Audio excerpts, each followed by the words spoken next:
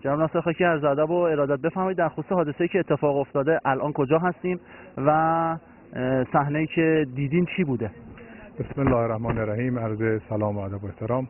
با توجه به مراجعه دختر متوفی مرحوم مهرجویی به منزلش متوجه میشه که پدر و مادرش با ضربات متعدد چاقو یا شیء برنده به قتل رسیدن. دختر متوفی سریعا با پلیس تماس میگیره. با توجه به اهمیت امر موضوع سریعا گزارش میشه.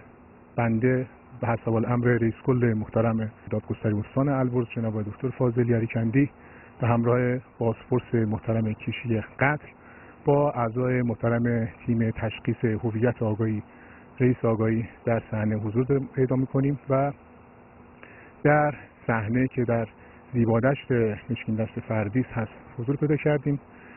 با بررسی اولیه متوجه شدیم که این متوفی مرحوم مهرجویی و همسرشون با ضربات متعدد چاقو به قتل رسیدن. دستور مقتضی برای شناسایی سریع قاتلین و همچنین مظنونین صادر شد.